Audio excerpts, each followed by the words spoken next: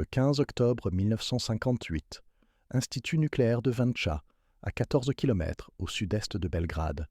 Une opération de comptage sous-critique de routine est prévue dans la salle du réacteur RB. Les opérateurs s'attendent à des niveaux de fond normaux, rien de plus que le léger cliquetis des chambres d'ionisation détectant les neutrons errants. À 12h05, les canaux d'alerte sont à leur maximum. Quelques minutes plus tard, l'odeur caractéristique de l'ozone, air ionisé, envahit l'espace confiné. 6 chercheurs sont exposés à un champ mixte de neutrons et de rayons gamma que les instruments ne peuvent nous mesurer, car les détecteurs sont saturés. En quelques jours, les patients sont transportés par avion à Paris, où le professeur Georges Mathé va tenter une expérience sans précédent. Des greffes de moelle osseuse provenant de donneurs non apparentés, pour traiter l'aplasie induite par les radiations. 2 ans plus tard, l'Agence internationale de l'énergie atomique revient dans la même salle du réacteur, munie de fantômes, pour reconstituer ce que les registres manquants ne peuvent prouver. La conception promettait une puissance nulle. La reconstitution a révélé une autre histoire. 1958. L'Institut Boris Kidrič, du nom d'un homme d'État yougoslave, occupe un campus sur la rive droite du Danube, à quelques minutes en voiture du centre de Belgrade. Sur ce campus se trouve le réacteur RB, un assemblage critique modéré à l'eau lourde conçu pour des expériences de physique des réseaux. La désignation zéro énergie apparaît dans tous les documents de planification. Zéro énergie signifie sous-critique ou à peine critique, avec des niveaux de puissance mesurés en milliwatts et non en mégawatts. L'objectif est la précision.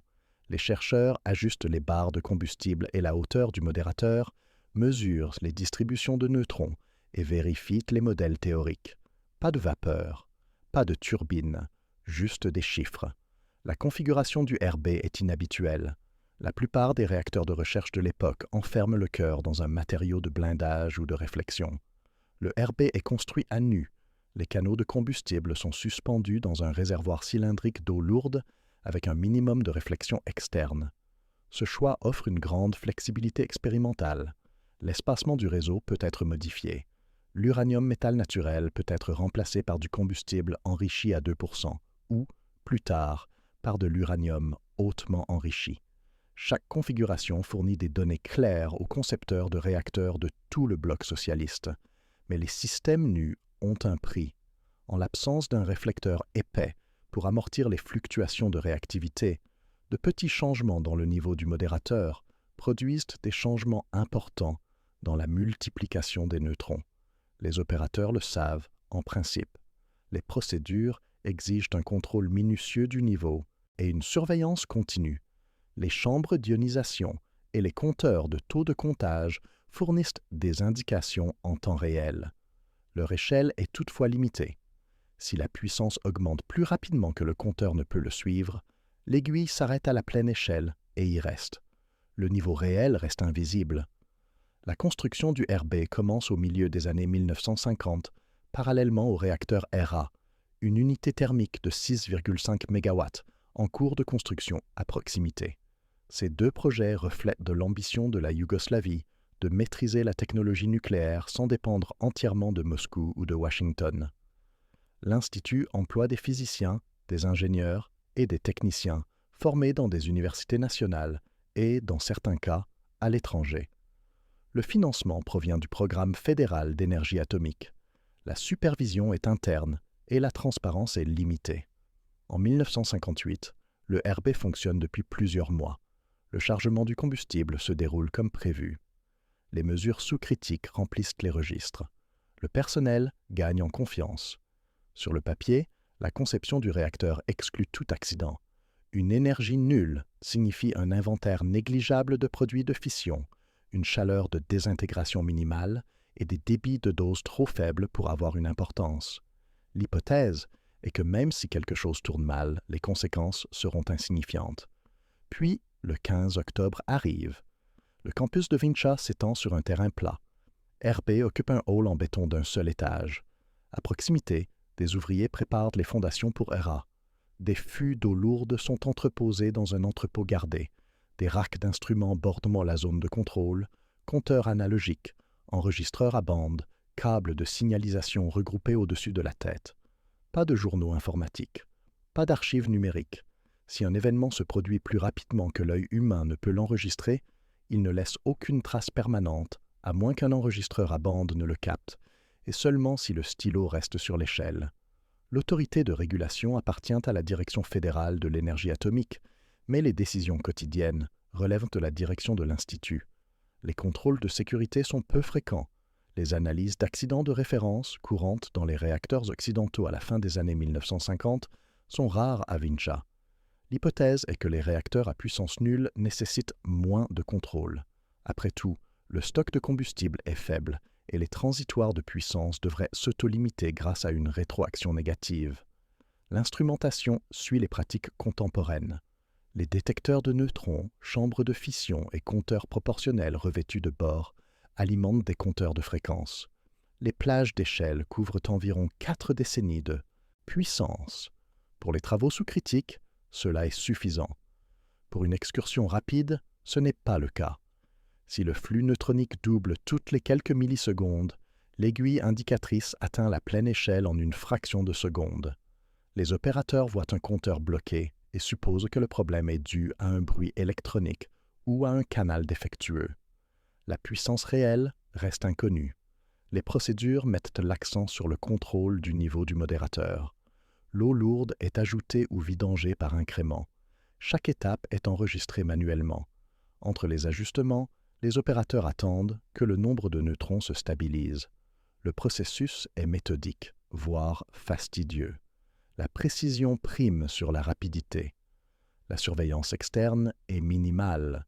L'Institut fonctionne dans le secret, comme c'était souvent le cas pour les programmes nucléaires pendant la guerre froide. Lorsqu'un incident se produit, les médias nationaux reçoivent des communiqués succincts et expurgés. Les informations techniques détaillées restent internes, sauf si les circonstances obligent à les divulguer. Le soir du 15 octobre, les circonstances obligeront à les divulguer. Quelques heures après le démarrage incontrôlé, la direction de l'Institut se rend compte que les ressources locales ne permettent pas de gérer la crise médicale. La décision est prise de demander l'aide internationale. Cette décision ouvre une porte que le gouvernement yougoslave aurait préféré garder fermée. 15 octobre 1958, équipe du soir. 6 chercheurs se réunissent dans la salle RB pour une expérience sous-critique prévue. La tâche est routinière. Ajuster le niveau du modérateur, enregistrer le nombre de neutrons, corréler les données avec la théorie des réseaux. Les attentes sont faibles. Les niveaux de fond devraient prévaloir. Les dosimètres, s'ils sont vérifiés par la suite, devraient indiquer une exposition négligeable. L'expérience commence. Le niveau du modérateur augmente. Le nombre de neutrons grimpe, ce qui est normal pour un travail approchant la criticité. Les opérateurs surveillent les compteurs. Les chiffres augmentent régulièrement, puis s'accélèrent. En quelques secondes, les canaux d'indication primaires atteignent leur pleine échelle. Les aiguilles ne bougent plus au-delà de ce point. Les opérateurs supposent qu'il s'agit d'un défaut du détecteur. Ils jettent un coup d'œil aux canaux secondaires. Ceux-ci sont également saturés, puis quelqu'un remarque l'odeur. De l'ozone. Une odeur âcre et métallique. Un signe révélateur d'un rayonnement ionisant intense. Les molécules d'air se divisent sous le bombardement des neutrons et des rayons gamma, se recombinant sous forme d'ozone. L'odeur ne peut être simulée. Elle prouve qu'un événement extraordinaire s'est produit. L'expérience est interrompue. Les barres de contrôle tombent. Le modérateur se vide. Le flux neutronique s'effondre. Le silence revient dans la salle. Mais le mal est fait. 6 personnes sont restées debout, sans protection, dans un champ mixte de neutrons et de rayons gamma, pendant quelques secondes ou quelques dizaines de secondes. Les dosimètres individuels, s'ils sont portés, sont des badges à film, inutiles pour une indication en temps réel et susceptibles de saturer dans des champs intenses. Les estimations de doses devront attendre les indicateurs biologiques, nausées, vomissements, nombre de lymphocytes. À minuit, les symptômes apparaissent. Les nausées surviennent en premier, suivies de vomissements, signe classique du syndrome d'irradiation aiguë. Les médecins de l'Institut commencent le triage. Les échantillons de sang révèlent une baisse du nombre de globules blancs. Le schéma est sans équivoque. Exposition importante de l'ensemble du corps, probablement à un niveau qui menace la moelle osseuse. Sans fonction médulaire, Les victimes ne peuvent pas produire de cellules sanguines. Des infections et des hémorragies s'ensuivent. La survie dépend des soins de soutien et, si possible, d'une intervention plus agressive. Les cliniques de Belgrade ont l'habitude des blessures dues aux radiations, mais pas à cette échelle. La décision est prise d'évacuer les patients à l'étranger. La destination est Paris, où le professeur Georges Mathé a mis au point des thérapies expérimentales pour traiter l'insuffisance médulaire. En moins de 72 heures, les 6 chercheurs sont dans les airs. L'un d'entre eux ne reviendra pas. Le 16 octobre au matin, les 6 patients occupent des lits dans une clinique de Belgrade. Les médecins consignent leurs symptômes heure par heure. Les nausées persistent. Les vomissements continuent. La peau présente un léger érythème, une rougeur compatible avec une exposition aux rayons gamma. Le nombre de lymphocytes, mesuré toutes les 6 heures, commence à baisser de manière caractéristique. La courbe est abrupte. Au bout de 24 heures, certains nombres sont tombés en dessous de 1000 cellules par microlitre, ce qui indique une exposition grave. Mais quel est le niveau d'exposition? Les dosimètres individuels ne fournissent aucune réponse. Les badges à film, s'ils sont récupérés, présentent un noircissement uniforme, signe de saturation. Les badges ont été conçus pour enregistrer les doses professionnelles de l'ordre du millirem et non les doses d'urgence de l'ordre du rad ou du rem. Les dosimètres thermoluminescents, qui peuvent traiter des doses plus élevées, ne font pas encore partie de l'équipement standard en 1958. Les opérateurs ne disposent d'aucune mesure physique fiable de la dose. Les cliniciens se tournent vers des indicateurs biologiques. Le moment et la gravité des nausées correspondent approximativement à la dose reçue par l'ensemble du corps. Des vomissements dans les 2 heures suggèrent une exposition supérieure à 200 rad. Des vomissements dans l'heure suggèrent 400 rad ou plus. La cinétique des lymphocytes offre des indices supplémentaires. Une baisse rapide implique une irradiation importante de la moelle osseuse, mais il s'agit d'heuristiques et non d'outils de précision. Les estimations de doses comportent de larges marges d'erreur. La direction de l'Institut contacte ses collègues d'Europe occidentale. La question est simple: qui peut traiter l'aplasie médulaire induite par les radiations? La réponse vient de Paris. Le professeur Georges Mathé, hématologue à l'hôpital Curie, étudie la greffe de moelle osseuse sur des modèles animaux. Il n'a encore jamais pratiqué de greffe sur une victime humaine des radiations, mais il est prêt à essayer. Les préparatifs avancent rapidement. Le transport aérien est assuré. Les dossiers médicaux sont traduits. Le soir du 17 octobre, les patients quittent Belgrade. L'avion traverse les Alpes et atterrit au Bourget. Des ambulances attendent sur le tarmac. À minuit, les 6 patients sont admis dans les services d'isolement de l'hôpital Curie. L'équipe parisienne est confrontée à un défi sans précédent. Les protocoles standards pour les lésions radiologiques mettent l'accent sur les soins de soutien, liquide, antibiotiques, transfusion sanguine. Mais pour les doses de moelle supérieures à un certain seuil, peut-être 4 à 5 grès, le soutien seul est insuffisant. Mathé propose une mesure radicale: perfuser de la moelle de donneur pour repeupler les tissus hématopoïétiques des patients. Les donneurs seront des volontaires, sans lien de parenté avec les receveurs. Le succès est incertain. L'alternative est de regarder les patients mourir. 17 octobre, tard dans la soirée. 6 lits dans une salle d'isolement stérile. Les patients sont faibles, mais conscients. L'équipe de Mathé commence les évaluations de base. Numération globulaire complète, analyse biochimique du sérum, examen physique. Les résultats sont sombres. Le nombre de globules blancs est en chute libre. Le nombre de plaquettes suit. Les globules rouges, dont la durée de vie est plus longue, restent pour l'instant proches de la normale, mais leur nombre va chuter dans les jours à venir, à mesure que la moelle osseuse cessera complètement de fonctionner. Mathé explique le plan. La moelle osseuse sera prélevée sur des volontaires en bonne santé, amis, collègues, personnel hospitalier. La moelle sera perfusée par voie intraveineuse, comme une transfusion. Si la greffe prend, les cellules du donneur migreront vers les cavités médulaires des patients, s'implanteront et commenceront à produire des cellules sanguines. Si la greffe échoue, les patients mourront d'une infection ou d'une hémorragie dans un délai de 2 à 4 semaines. Il y a une complication. En 1958, Les antigènes leucocytaires humains, HLA, n'ont pas encore été découverts. Le concept de typage tissulaire n'existe pas. La sélection des donneurs repose uniquement sur la compatibilité des groupes sanguins ABO. Le risque de maladie du greffon contre l'hôte est reconnu, mais non quantifiable. Maté et ses collègues improvisent.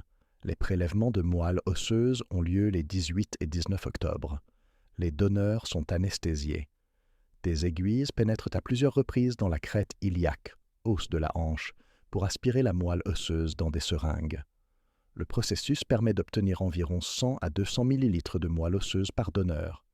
Plusieurs donneurs sont nécessaires pour chaque receveur. La moelle osseuse est mise en commun, filtrée et perfusée en quelques heures.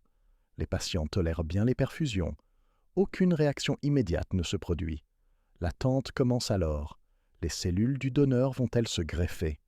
Ou le système immunitaire résiduel des patients va-t-il les rejeter? Ou les lymphocytes du donneur attaqueront-ils les tissus des patients, provoquant une maladie du greffon contre l'hôte? Les jours passent. Des pics de fièvre apparaissent, ce qui est normal compte tenu de la neutropénie. Des antibiotiques sont administrés. Les hémocultures révèlent la présence de bactéries, Pseudomonas, Klebsiella, des organismes qui se développent lorsque les défenses immunitaires s'effondrent. L'équipe médicale combat infection après infection.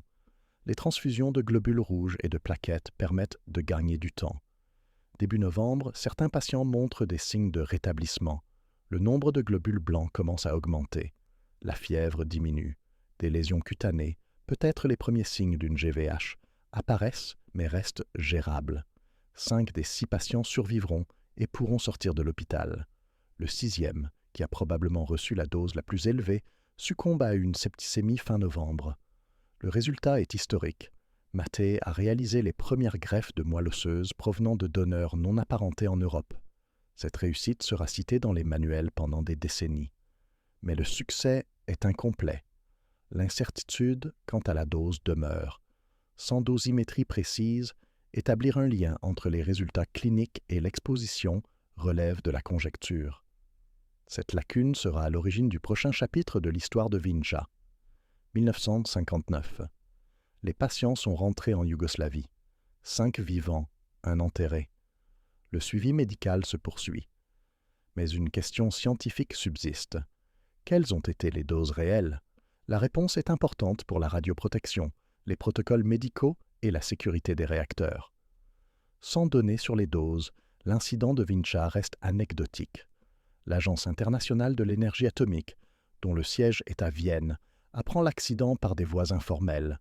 Le mandat de l'AIEA comprend la promotion de la sûreté nucléaire et la facilitation de la coopération internationale. Vinča offre une opportunité. Si l'accident peut être reconstitué, si les doses peuvent être mesurées après coup, les données seront inestimables. L'AIEA propose une solution, utiliser le réacteur RB lui-même pour recréer les conditions du 15 octobre. Placer des fantômes équivalents à des tissus aux positions occupées par les 6 chercheurs. Faire fonctionner le réacteur dans des conditions similaires, mais sous contrôle strict cette fois-ci. Mesurer les champs neutroniques et gamma à l'aide d'un ensemble d'instruments conçus pour ne pas saturer. À partir de ces mesures, calculer les doses reçues par les organes. La proposition est audacieuse. Normalement, les sites d'accident sont scellés, mis hors service ou démantelés. Ici, le plan consiste à reproduire l'accident. Les autorités yougoslaves acceptent. L'alternative, à savoir une incertitude permanente, est inacceptable. L'AIEA constitue une équipe internationale. Le laboratoire national d'Oak Ridge, dans le Tennessee, met à disposition des dosimétristes expérimentés dans les champs mixtes de neutrons et de rayons gamma. Les instruments sont expédiés à Belgrade. Chambres d'ionisation équivalentes aux tissus, feuilles d'activation, packs de films, dosimètres thermoluminescents. Des fantômes sont fabriqués, des cylindres en plastique remplis d'eau ou d'un liquide équivalent au tissu, ressemblant à des torses humains.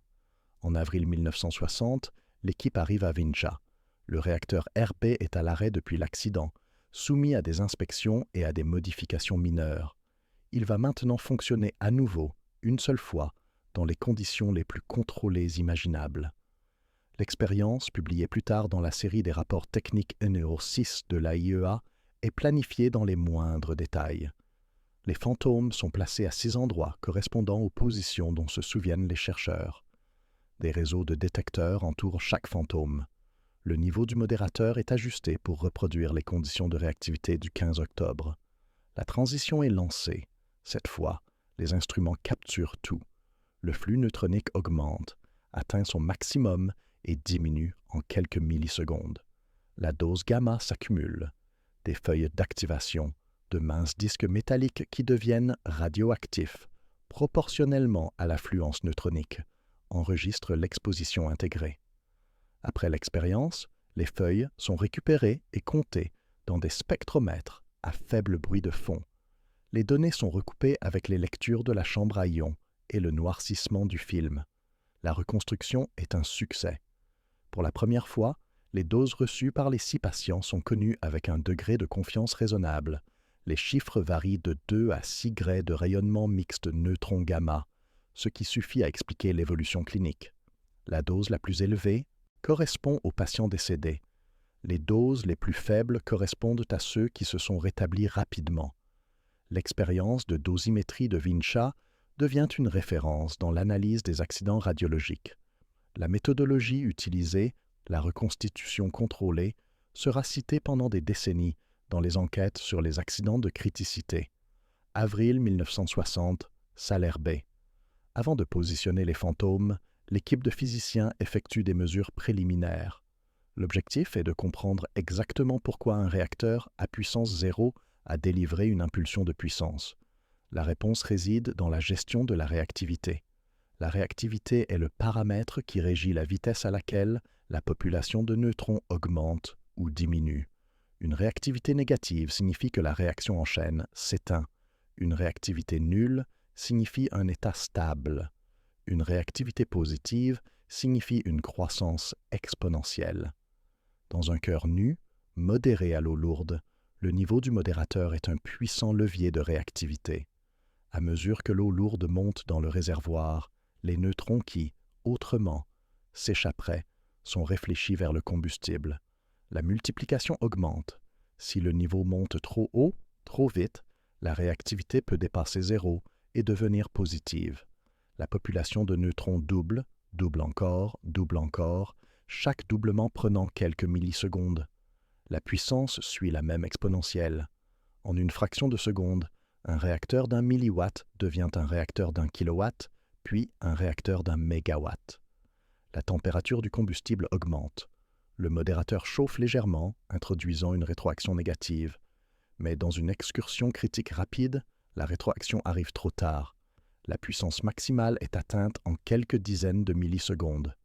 La libération totale d'énergie, mesurée en mégajoules, se produit avant que les opérateurs puissent réagir. L'accident de RB était une telle excursion.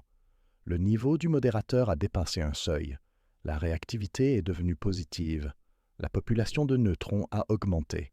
Les instruments ont saturé. Lorsque les opérateurs ont réalisé ce qui se passait, l'explosion était terminée.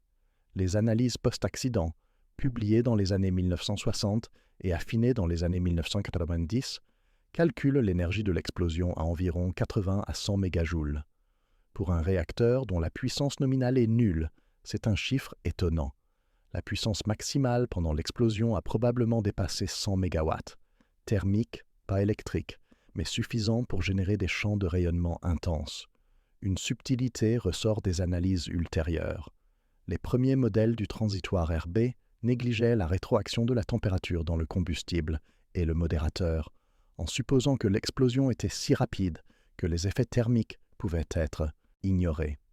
Des travaux ultérieurs ont montré que cette hypothèse était erronée.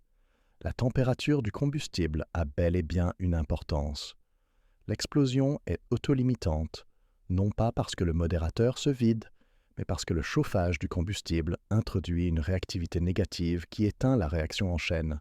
Cette correction améliore la concordance entre les distributions de doses calculées et reconstruites.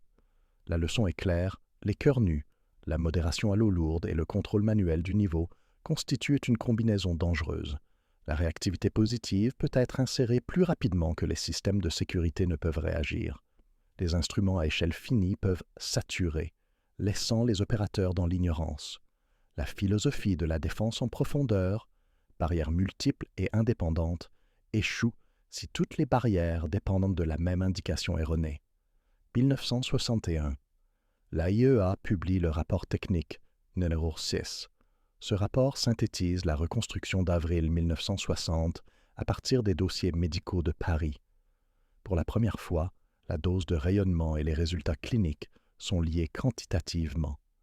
Les doses reçues par les 6 patients, exprimées en doses absorbées par la moelle osseuse, varient entre environ 2 et 6 gray. La contribution des neutrons représente environ 30 à 40% du total, le reste étant constitué de rayons gamma. Cette combinaison est importante. Les neutrons, aux énergies caractéristiques de l'explosion de la bombe à neutrons, ont une efficacité biologique relative, EBR, d'environ 2 à 5 par rapport aux rayons gamma. Un gray de dose de neutrons cause plus de dommages biologiques qu'un gray de rayons gamma. La reconstruction de la dose se fait par couches. Tout d'abord, les données des feuilles d'activation fournissent des cartes spatiales de l'affluence neutronique. Les feuilles placées à hauteur de la tête, du torse et des jambes montrent le gradient de dose. Les fluences les plus élevées se produisent près du cœur, au niveau du torse, où se trouvent les os riches en moelle osseuse, comme le bassin et la colonne vertébrale.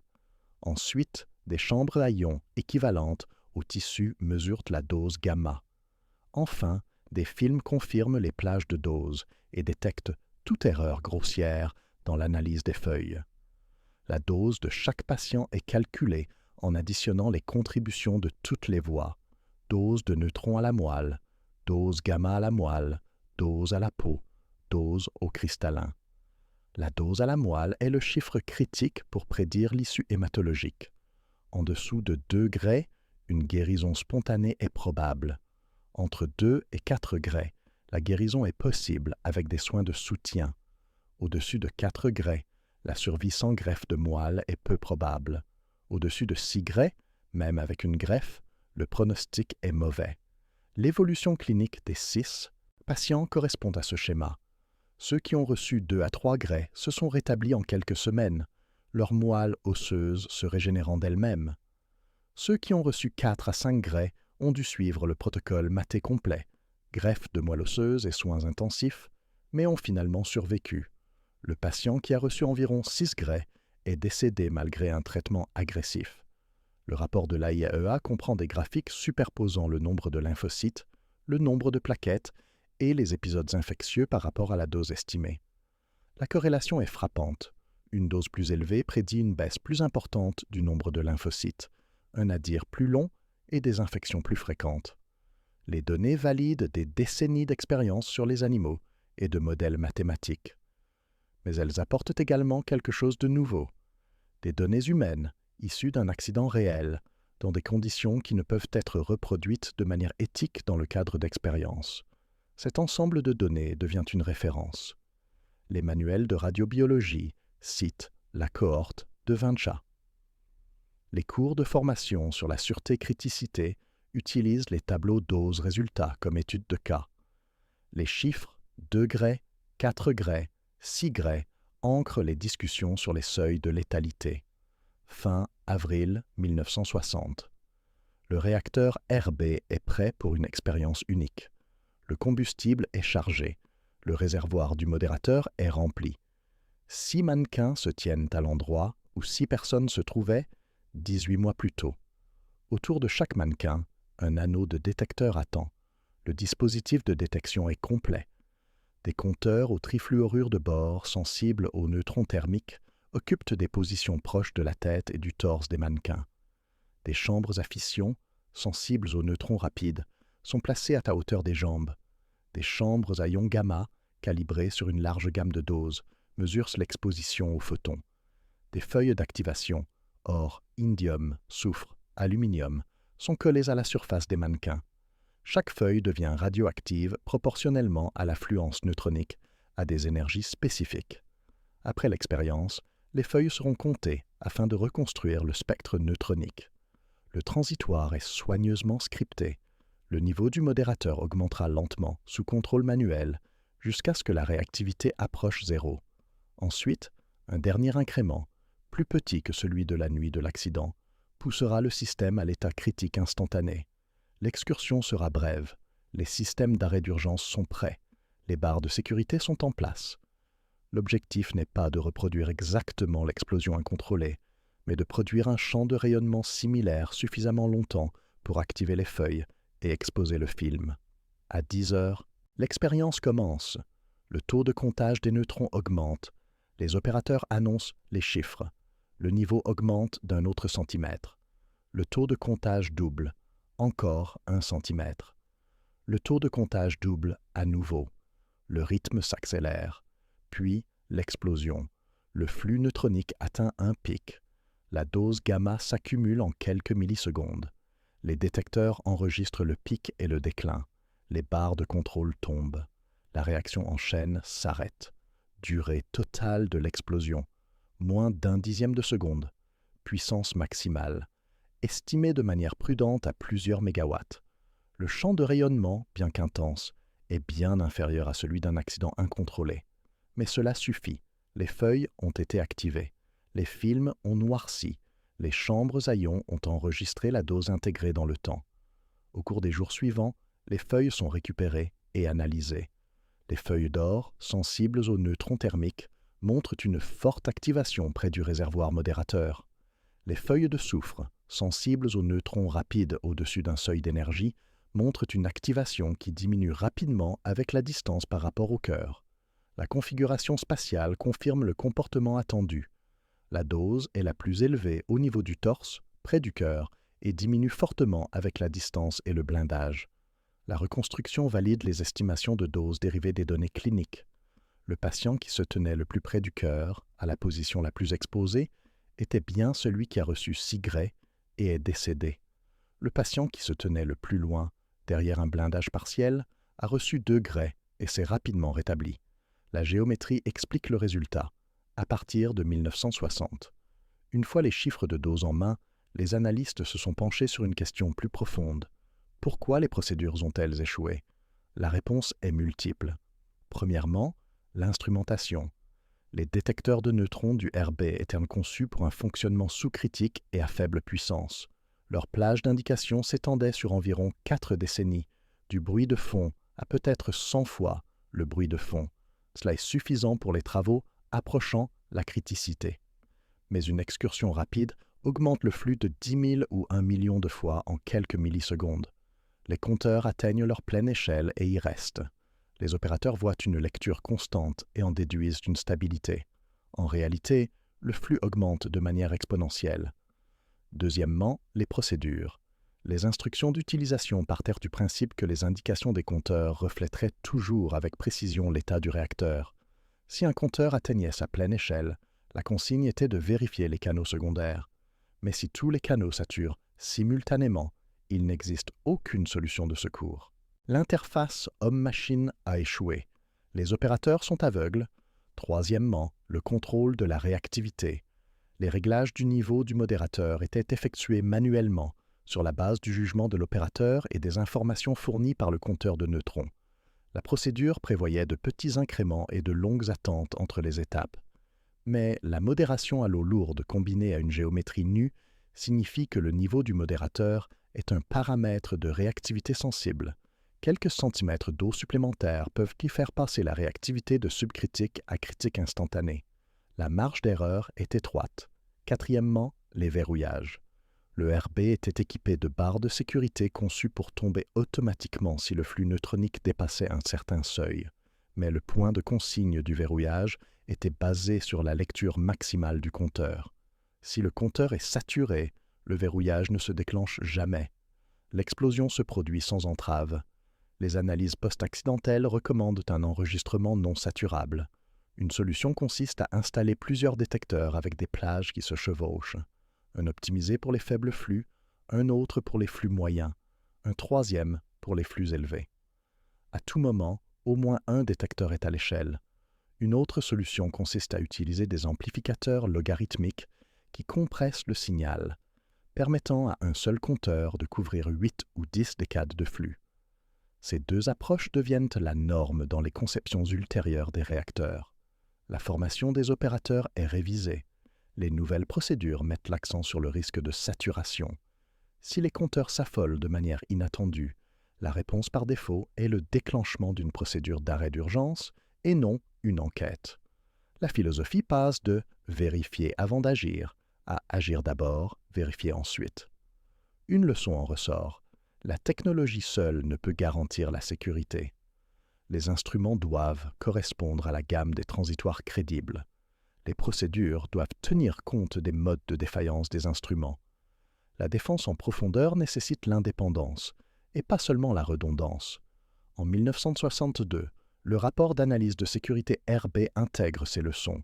Le réacteur reprend son fonctionnement selon des règles révisées. Mais l'accident reste un cas d'école qui montre comment des hypothèses non vérifiées, sur l'échelle, le retour d'informations, l'interaction homme-machine, peuvent compromettre le système le plus soigneusement conçu, de novembre 1958 à 1959.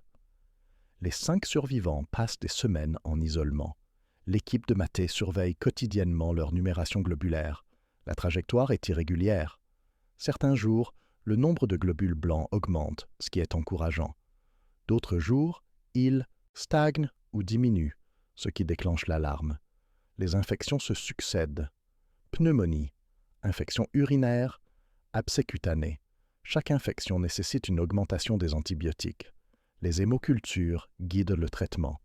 La question qui hante toutes les discussions est de savoir si les greffons ont pris.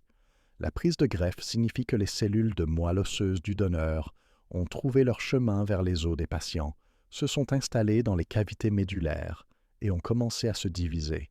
Si la prise de greffe réussit, les patients produiront leurs propres cellules sanguines, dérivées du donneur, mais fonctionnelles. Si la prise de greffe échoue, les taux ne se rétabliront jamais.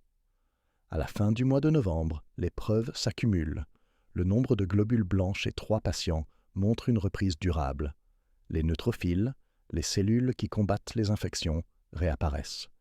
Les plaquettes, plus lentes à se rétablir, commencent à augmenter. Les globules rouges suivent. Les besoins en transfusion diminuent. Les épisodes de fièvre deviennent moins fréquents. La planification des sorties commence. La littérature sur la transplantation de l'époque ne fournit aucun précédent clair. L'équipe de Maté a réalisé les premières greffes à partir de donneurs non apparentés chez des victimes humaines des radiations. Les greffes de moelle osseuse précédentes, rares et expérimentales, utilisaient des donneurs frères et sœurs ou étaient appliquées à des maladies non liées aux radiations, comme la leucémie. La cohorte Vincha représente une nouvelle frontière. Un patient, cependant, ne se rétablit pas. Malgré des perfusions répétées de moelle osseuse, ses taux restent faibles. Les infections submergent son système immunitaire résiduel. Fin novembre, une septicémie, infection du sang, s'installe. Sa tension artérielle chute. Ses fonctions organiques se détériorent. Il décède le 26 ou le 27 novembre. Les sources varient légèrement. L'autopsie révèle une aplasie médulaire sans signe de prise de greffe. La dose estimée, calculée par la suite à environ 6 grès, dépasse le seuil de réussite fiable de la greffe. Les 5 survivants sont libérés progressivement au cours des mois suivants. Un suivi à Belgrade permet de détecter les complications à long terme. Certains patients développent une maladie chronique du greffon contre l'hôte, une inflammation de faible intensité affectant la peau, le foie ou l'intestin. Cette affection est gérable, mais permanente. D'autres présentent une GVH minime. Des années plus tard, des études détaillées sur le chimérisme sanguin, c'est-à-dire le mélange des cellules du donneur et du receveur, révèlent une prise de greffe partielle. Le sang des patients contient à la fois des cellules provenant du donneur et des cellules provenant du receveur. Le chimérisme complet du donneur, objectif de la transplantation. Moderne ne s'est pas produit, mais le chimérisme partiel était suffisant. Maté publie les résultats dans des revues médicales françaises et internationales. Le cas Vincha consolide sa réputation de pionnier dans le domaine de la transplantation. Les citations se multiplient. La communauté des transplantologues apprend que les donneurs non apparentés peuvent convenir que la maladie du greffon contre l'hôte est surmontable et que l'aplasie induite par les rayonnements est traitable. Mais elle apprend également les limites. Au-delà d'une certaine dose, aucune intervention ne garantit la survie. 1961. Le réacteur RB est à nouveau à l'arrêt. dans l'attente d'une autorisation officielle de sécurité. L'accident, la reconstruction, le rapport de l'AIEA, tout cela a été intégré dans la mémoire institutionnelle. Vient maintenant le moment du bilan bureaucratique. Le premier rapport complet d'analyse de sûreté pour RB est préparé en 1961 et 1962. La documentation précédente consistait en des spécifications techniques et des manuels d'utilisation. Le CER est différent. Il analyse systématiquement des scénarios d'accidents crédibles, insertion de réactivité, transitoire au niveau du modérateur, défaillance des instruments. Chaque scénario est modélisé. Les conséquences sont calculées. Des mesures d'atténuation sont proposées. L'accident d'octobre 1958 sert de point d'ancrage à l'analyse. Le rapport d'analyse de sûreté reproduit la reconstruction des doses, les résultats cliniques et les calculs physiques. Il documente les lacunes de l'instrumentation. Compteur saturé, plage d'échelle inadéquate, absence d'enregistrement résolu en temps. Il répertorie les lacunes procédurales, discipline de réactivité insuffisante, contrôle manuel du modérateur sans vérification indépendante, manque de formation des opérateurs à la reconnaissance des transitoires. Des modifications sont apportées. De nouvelles chambres d'ionisation avec des plages de mesure qui se chevauchent sont installées. Un compteur logarithmique couvre le flux neutronique de l'arrêt à la pleine puissance sans saturation. Les enregistreurs à bande sont améliorés pour capturer les transitoires rapides. Les verrouillages sont redessinés de manière à ce que le déclenchement de l'arrêt d'urgence se fasse en dessous de la pleine échelle du compteur. Les procédures d'exploitation sont réécrites. Les changements au niveau du modérateur nécessitent désormais une double vérification par 2 opérateurs. Chaque incrément est enregistré avec l'heure et les initiales. La réponse du compteur de neutrons est représentée en temps réel. Si le taux de comptage double de manière inattendue, le fonctionnement s'arrête immédiatement. Sans exception, les programmes de formation sont remaniés. Les opérateurs étudient le déroulement de l'accident. Ils examinent le problème de saturation. Ils s'entraînent aux procédures d'arrêt d'urgence dans le cadre d'exercices sur simulateur. Le message est cohérent. Partir du principe que les instruments peuvent tomber en panne, privilégier les mesures conservatrices. À l'extérieur, l'impact de l'accident se propage. L'AIEA distribue le rapport technique numéro 6 aux États membres. Les cours de formation à la sûreté nucléaire intègrent le cas de Vincha. Les ateliers sur les accidents de criticité citent la reconstruction des doses comme modèle. La méthodologie, reconstitution contrôlée, est adaptée à d'autres incidents pour lesquels les enregistrements dosimétriques sont manquants ou peu fiables. La place de Vincha dans l'histoire du nucléaire est paradoxale. L'accident a été grave, 1 mort, 5 blessés graves, une intervention chirurgicale historique. Pourtant, la divulgation a été limitée. Les médias nationaux ont publié de brèves annonces. Les revues techniques occidentales ont publié des analyses détaillées, mais les discours politiques ont minimisé l'événement. Il en résulte un héritage bifurqué. Au sein de la communauté de la radioprotection, Vincha est une étude de cas fondamentale. Dans la mémoire collective, il est à peine mentionné. Le réacteur RB reprend son fonctionnement au milieu des années 1960. La recherche se poursuit. Les expériences sur les réseaux se déroulent selon les nouvelles règles. Aucun autre accident ne se produit. Des décennies plus tard, le RB est mis hors service. Le hall est vide, monument d'une époque où l'ambition l'emportait sur la prudence. Mais les données perdurent. Les chiffres des doses, les corrélations cliniques, les leçons tirées en matière d'instrumentation, tout cela reste en circulation. Chaque fois qu'un accident de criticité se produit quelque part dans le monde, les analystes se réfèrent au dossier de Vincha. La question est toujours la même. Quelles ont été les doses et comment le savons-nous? La réponse, affinée au fil des ans, est inscrite dans les fantômes et les feuilles d'avril 1960. À partir de 1962, l'accident de Vincha passe d'événement à artefact. Le rapport de l'AIEA est catalogué. Les revues médicales archivent les résultats des transplantations. Les publications sur la physique des réacteurs dissèquent la dynamique transitoire. Chaque document ajoute une couche à l'archive historique, mais aucun n'est largement connu en dehors des cercles spécialisés. Le contraste définit l'héritage. Au niveau national, le gouvernement yougoslave a traité l'accident comme un incident mineur. La brève annonce de Tanjug du 16 octobre 1958 mentionnait une surexposition sans donner de détails. Aucun article de suivi n'a été publié. Les familles des victimes ont reçu des informations limitées. Le public est resté ignorant du fait qu'un réacteur à puissance nulle avait délivré des doses quasi mortelles. Au niveau international, la littérature technique racontait une autre histoire. Les revues de radioprotection ont publié des reconstructions de doses. Radiation Research a publié les données cliniques. L'AIEA a diffusé le TRS-6 à des dizaines de pays. Le cas de Vincha est devenu un sujet d'étude dans les cours universitaires sur la radiobiologie, la sûreté des réacteurs et les accidents de criticité.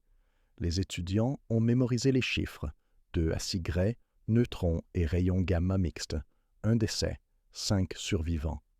L'histoire médicale a conservé un récit parallèle. Les greffes de donneurs non apparentés de Georges Mathé sont entrées dans le panthéon des étapes importantes de la transplantation. Avant Vincha, la greffe de moelle allogénique était théorique. Après Vincha, elle a été prouvée. Difficile, risquée, mais possible. La communauté des transplantologues s'est appuyée sur les travaux de Mathé. Dans les années 1970, le typage HLA a transformé la sélection des donneurs. Dans les années 1980, la maladie du greffon contre l'hôte est devenue gérable. Dans les années 1990, les registres de donneurs non apparentés s'étendaient à tous les continents. Tout remonte à octobre 1958. La technologie a également tiré les leçons de cette expérience. Les réacteurs de recherche modernes utilisent systématiquement des instruments insaturés. Des amplificateurs logarithmiques compressent le flux neutronique sur 10 décennies. Des canaux indépendants et redondants garantissent qu'aucune défaillance isolée ne prive les opérateurs d'information. Les verrouillages se déclenchent en fonction du taux de changement et non du niveau absolu. Les réglages de la hauteur du modérateur, lorsqu'ils sont encore manuels, nécessitent une double autorisation et une surveillance continue. La philosophie de conception, partir du principe que les instruments peuvent saturer, que les procédures peuvent être mal comprises, que les opérateurs peuvent être distraits, reflète l'influence de Vincha. Pourtant, l'accident reste obscur dans la conscience publique. Contrairement à Tchernobyl ou Three Mile Island, Vincha n'a généré aucune évacuation, aucune zone contaminée, aucune crise politique. Les victimes étaient des chercheurs, pas des civils. Les conséquences étaient médicales, pas environnementales. L'attention des médias a été minime. La déclassification, lorsqu'elle a eu lieu, a révélé des détails techniques, mais aucun secret dramatique. Les 6 chercheurs, 5 survivants et un décès sont retournés à leur vie privée. Leurs noms apparaissent de manière variable dans les rapports médicaux, parfois sous forme d'initiales, parfois en entier, parfois omis complètement. Des études de suivi ont permis de suivre leur état de santé pendant des décennies. Certains ont vécu jusqu'à un âge avancé, d'autres ont subi des effets tardifs, cancer secondaire, complications chroniques de la GVH. Mais tous ont contribué, volontairement ou non, à constituer un ensemble de données qui a façonné la manière dont le monde comprend les lésions dues au rayonnement. Le dernier fragment d'archives repris dans plusieurs sources est factuel. L'expérience et les mesures ont été effectuées à la fin du mois d'avril 1960. Pas de drame, pas de pathos, juste le compte-rendu. Cette date marque le moment où les mesures ont remplacé les spéculations, où les fantômes et les feuilles d'aluminium ont apporté les réponses que les instruments saturés avaient refusées. Au cours des décennies qui ont suivi, la formation aux accidents de criticité a invoqué Vincha des centaines de fois. Les instructeurs présentent le tableau des doses. Ils montrent les calendriers cliniques. Ils expliquent le couplage modérateur-réactivité. Ils soulignent le problème de saturation. Le message est cohérent. La conception seule ne garantit pas la sécurité. Les instruments doivent correspondre à l'espace d'accidents crédibles. Les procédures doivent tenir compte des limites humaines. La défense en profondeur nécessite des barrières indépendantes et qui se chevauchent. L'Institut Boris Kidrich poursuit son travail après avoir été renommé et réorganisé au fil des ans. Le réacteur RB, mis hors service, a été démantelé ou mis en sommeil selon les sources. Le réacteur RA a fonctionné pendant des décennies avant d'être arrêté. Le campus, autrefois fermé, accueille aujourd'hui des recherches en sciences des matériaux, en surveillance environnementale et en médecine nucléaire. Les touristes ne s'y rendent pas. Aucun mémorial ne marque l'endroit. L'accident vit dans les archives, pas dans les monuments, mais dans les bureaux de radioprotection, dans les départements de physique médicale, dans les salles de formation sur les réacteurs, les chiffres de Vinča perdurent. 2 grès, survie probable avec assistance. 4 grès, la survie nécessite une intervention agressive. 6 grès, même une transplantation peut ne pas suffire. Ces seuils, affinés par des données ultérieures, trouvent leur origine chez 6 personnes dans une salle de réacteur à Belgrade et une équipe internationale qui est revenue, fantômes à la main, pour reconstruire ce que les instruments n'avaient pas réussi à enregistrer. L'une était intentionnelle, l'autre mesurable. La distance entre elles, mesurée en grès, en nombre de lymphocytes, en odeur d'ozone qui confirmait ce que les compteurs ne pouvaient pas montrer, reste la leçon à retenir. Les systèmes échouent, non pas parce que les concepteurs sont négligents, mais parce que les hypothèses ne sont pas vérifiées. Les instruments saturent, les procédures supposent des conditions idéales, les opérateurs font confiance aux indications. Et dans l'écart entre l'hypothèse et la réalité, les conséquences se déroulent. Le 15 octobre 1958, un comptage dans un réacteur à puissance nulle. 6 expositions, 1 décès. 5 greffes. Une reconstruction internationale. Un ensemble de données qui a changé la pratique. L'histoire est factuelle, documentée, sans glamour. Pas de méchants, pas de héros, juste des personnes, des systèmes, et le bilan honnête qui s'impose lorsque les chiffres obligent à faire un choix, réviser la conception ou répéter le résultat. Le choix a été fait. Les leçons ont été tirées. Les instruments ont été réparés. Et le dossier, fantôme positionné, feuilles comptées, doses calculées, prouve que même lorsque l'enregistrement en temps réel échoue, la science peut rétablir la vérité. La date, répétée dans chaque résumé faisant autorité, marque le tournant. L'expérience et les mesures ont été effectuées à la fin du mois d'avril 1960. De cette reconstitution sont issues les données. Des données sont issues les normes. Des normes sont issus les changements. L'accident, occulté dans les gros titres, vit dans les chiffres. Et les chiffres, une fois établis, ne s'effacent pas. Le 15 octobre 1958, 6 personnes, champ mixte neutron-gamma, instruments saturés, 1 mort, 5 survivants, greffe de donneurs non apparentés, reconstitution de l'AIEA, avril 1960, dose comprise entre 2 et 6 grès, un rapport d'analyse de sécurité, 1961-1962, leçons codifiées, formation réformée, instrumentation repensée. L'accident de Vinča n'a pas disparu, il est devenu des données. Les données sont devenues des normes, les normes sont devenues des pratiques. La conception promettait une puissance nulle, la reconstruction a mesuré autre chose. C'est dans cet écart entre l'intention et le résultat, entre l'indication et la réalité, que s'écrivent les leçons. Pas dans les gros titres, mais en grès et en cier verte. Pas dans la mémoire, mais dans la procédure. Pas dans les monuments, mais dans les instruments qui ne saturent plus. Le record tient bon, les chiffres perdurent. La leçon demeure, mesurer, ne pas supposer.